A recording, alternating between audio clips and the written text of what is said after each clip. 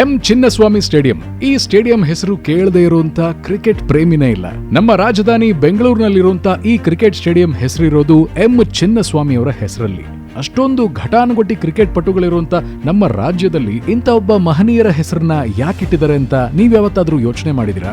ಬನ್ನಿ, ಈ ವಿಡಿಯೋನಲ್ಲಿ ನಿಮಗೆ ಆ ಡೀಟೇಲ್ಸ್ ನ ಕೊಡ್ತೀನಿ. ತಪ್ಪದೆ ವಿಡಿಯೋನ ಪೂರ್ತಿ ನೋಡಿ. ಇನ್ನು ನಮ್ಮ ಚಾನೆಲ್ಗೆ ನೀವು ಸಬ್ಸ್ಕ್ರೈಬ್ ಆಗಿಲ್ಲ ಅಂದ್ರೆ ಆದಷ್ಟು ಬೇಗ red FM Kannada YouTube, Facebook and Instagram page ನ ಫಾಲೋ ಮಾಡಿ ಚಾನೆಲ್ ನ ಸಬ್ಸ್ಕ್ರೈಬ್ ಮಾಡೋದನ್ನ ಮರಿಬೇಡಿ. ರೆಡ್ ಎಫ್ಎಂ ಕನ್ನಡ ವೀಕ್ಷಕರೇ ನಮಸ್ಕಾರ, ನಾನು ನಿಮ್ಮ ಆರ್ಜೆ ಪುನೀತ್. ಮಂಗಳಂ ಚಿನ್ನಸ್ವಾಮಿ 1900 ಮಾರ್ಚ್ 29ರಂದು ಮಂಡ್ಯದಲ್ಲಿ ಹುಟ್ಟಿದಿವರು. ವೃತ್ತಿಯಲ್ಲಿ ವಕೀಲರಾದ್ರೂ ಕೂಡ ಚಿನ್ನಸ್ವಾಮಿ ಅವರು 1925ರಿಂದ 75ರವರೆಗೆ ಸಕ್ರಿಯವಾಗಿ ವಕೀಲಿ ವೃತ್ತಿಯನ್ನ ನಡೆಸಿದವರು. ಅನೇಕ ಪ್ರಸಿದ್ಧ ಇನ್ಸ್ಟಿಟ್ಯೂಷನ್ಗಳಿಗೆ ಕಾನೂನು ತಜ್ಞರಾಗಿ ಕೆಲಸ ಕೂಡ ಮಾಡಿದ್ದಾರೆ. MES ವಿದ್ಯಾಸಂಸ್ಥೆಗಳ ಅಧ್ಯಕ್ಷರು ಕೂಡ ಆಗಿದ್ದಾರೆ. ಹೀಗಿದ್ರೂ ಕೂಡ ಕ್ರಿಕೆಟ್ ಸಂಸ್ಥೆಯ ಅಭಿವೃದ್ಧಿಗೆ ತುಂಬಾನೇ ಕಾಂಟ್ರಿಬ್ಯೂಟ್ ಮಾಡಿದ್ದಾರೆ. ಚಿನ್ನಸ್ವಾಮಿ ಅವರು ಭಾರತೀಯ ಕ್ರಿಕೆಟ್ ಮ್ಯಾನೇಜರ್ ಆಗಿ ಕೂಡ ಪ್ರಸಿದ್ಧರಾದವರು. ಅವರು ಯಾವತ್ತೂ ಬ್ಯಾಟಿಂಗ್ ಬೌಲಿಂಗ್ ಏನೂ ಮಾಡಿದ್ದಿಲ್ಲ. ಆದ್ರೂ ಕೂಡ 1952-53ರ ಅವಧಿಯಲ್ಲಿ ಕ್ರಿಕೆಟ್ ಅಸೋಸಿಯೇಷನ್ ಮತ್ತೆ ಆರ್ಮಿ ಅಧಿಕಾರಿಗಳ ಪಂದ್ಯದ ಸಮಯದಲ್ಲಿ ಒಂದು ಸಣ್ಣ ಕನ್ಫ್ಯೂಷನ್ ನ ಸರಿಪಡಿಸಿದಂತ ಸಂದರ್ಭದಲ್ಲಿ ಅನಿರೀಕ್ಷಿತವಾಗಿ ಕ್ರಿಕೆಟ್ ಸಂಸ್ಥೆಗೆ ಕಾರ್ಯದರ್ಶಿಗಳಾಗಿ ಪರಿಗಣಿತರಾದಂತ ಅವರು ಮುಂದಿನ 25 ವರ್ಷಗಳ ಕಾಲ ಕ್ರಿಕೆಟ್ನ ಅಭಿವೃದ್ಧಿಗಾಗಿ ಸತತವಾಗಿ ದುಡಿದಂತವರು. ಕ್ರಿಕೆಟ್ ಲೋಕದಲ್ಲಿ ಎಂ ಚಿನ್ನಸ್ವಾಮಿ ಅವರ ಹೆಸರು ಅಜರಾಮರ.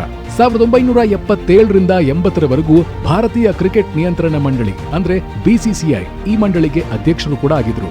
ಅದಕ್ಕೆ ಮುಂಚೆ 1960ರಿಂದ 65ರವರೆಗೆ ಕಾರ್ಯದರ್ಶಿ ಕೂಡ ಆಗಿದ್ರು. ತುಂಬಾ ದೀರ್ಘಕಾಲದವರೆಗೆ ಉಪಾಧ್ಯಕ್ಷರಾಗಿ ಆಮೇಲೆ ಜಂಟಿ ಕಾರ್ಯದರ್ಶಿಯಾಗಿ ಸೇವೆ ಸಲ್ಲಿಸಿದ್ರು. 1965, 1973 ಮತ್ತೆ 1977-80ರಲ್ಲಿ ಅಂತಾರಾಷ್ಟ್ರೀಯ ಕ್ರಿಕೆಟ್ ಕೌನ್ಸಿಲ್ ಅಂದ್ರೆ ICC ನಲ್ಲಿ ಇಂಡಿಯಾನ ರೆಪ್ರೆಸೆಂಟ್ ಮಾಡಿದ್ರು.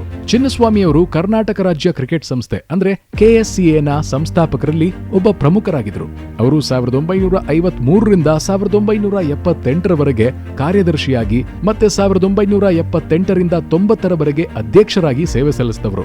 1967-68ರಲ್ಲಿ ಆಸ್ಟ್ರೇಲಿಯಾದ ಭಾರತೀಯ ಪ್ರವಾಸಕ್ಕೆ ಖಜಾಂಚಿಯಾಗಿ ಮತ್ತೆ 2ನೇ ಅಧಿಕಾರಿಯಾಗಿದ್ರು.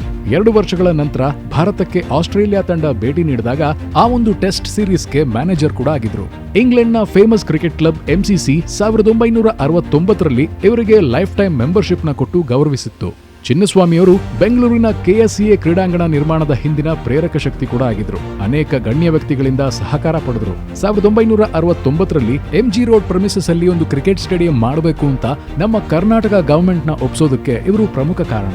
ಈ ಒಂದು ಕ್ರಿಕೆಟ್ ಸ್ಟೇಡಿಯಂಗೆ ಚಿನ್ನಸ್ವಾಮಿ ಅಂತ ಹೆಸರಿಡ್ತೀನಿ ಎಂದಾಗ ಚಿನ್ನಸ್ವಾಮಿ ಅವರು ಅದನ್ನ ಬೇಡ ಅಂತ ಕೂಡ ಹೇಳಿದ್ರಂತೆ. ಇದರಲ್ಲೇ ಗೊತ್ತಾಗುತ್ತೆ ಅವರ ದೊಡ್ಡತನ. ಹೀಗಿದ್ದಾಗ್ಲೂ ಕರ್ನಾಟಕದ ಕ್ರಿಕೆಟ್ ಪ್ರೇಮಿಗಳು ಅವರ ಕೊಡುಗೆಗೆ ಗೌರವ ಸಲ್ಲಿಸೋದಕ್ಕೆ ನಮ್ಮ ಬೆಂಗಳೂರಿನ ಕ್ರೀಡಾಂಗಣಕ್ಕೆ ಅವರ ಹೆಸರನ್ನೇ ಇಡಬೇಕು ಅಂತ ಸೂಚಿಸ್ತಾರೆ. ಸೊ ಅಲ್ಲಿಂದ ಎಂ ಚಿನ್ನಸ್ವಾಮಿ ಕ್ರೀಡಾಂಗಣ ಅಂತ ಇದಕ್ಕೆ ನಾಮಕರಣ ಮಾಡ್ತಾರೆ. ಎಂ ಚಿನ್ನಸ್ವಾಮಿ ಅವರು 1991 ನವೆಂಬರ್ 8ನೇ ತಾರೀಕು ನಿಧನರಾದ್ರು. ಆದ್ರೆ ಇವರ ಲೈಫ್ ಟೈಮ್ ನಲ್ಲಿ ಇವರು ಕ್ರಿಕೆಟ್ಗೆ ಕೊಟ್ಟಂತ ಕಾಂಟ್ರಿಬ್ಯೂಷನ್ಗೆ ನಾವೆಲ್ಲರೂ ಕೂಡ ಇವರಿಗೆ ಚಿರಋಣಿಯಾಗಿರ್ಬೇಕು. ಸೊ ನಮ್ಮ ಭಾರತೀಯ ಕ್ರಿಕೆಟ್ ಹಾಗೆ ಕರ್ನಾಟಕ ಕ್ರಿಕೆಟ್ಗೆ ಇಷ್ಟೊಂದು ಸೇವೆ ಸಲ್ಲಿಸಿದಂತ ವ್ಯಕ್ತಿಯ ಹೆಸರನ್ನ ನಮ್ಮ ರಾಜ್ಯದ ಈ ಒಂದು ಸ್ಟೇಡಿಯಂಗೆ ಇಡಲಾಗಿದೆ.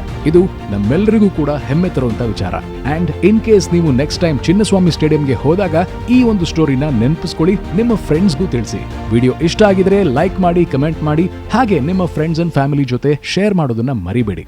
ಮತ್ತೆ ಇದೇ ತರ ಇನ್ನೊಂದು ಇಂಟ್ರೆಸ್ಟಿಂಗ್ ಕಾಂಟೆಂಟ್ ಜೊತೆ ವಾಪಸ್ ಬರ್ತೀನಿ. This is me RJ Puneeth. Red FM Kannada ನೋಡ್ತಾ ಮಸ್ತ್ ಮಜಾ ಮಾಡಿ.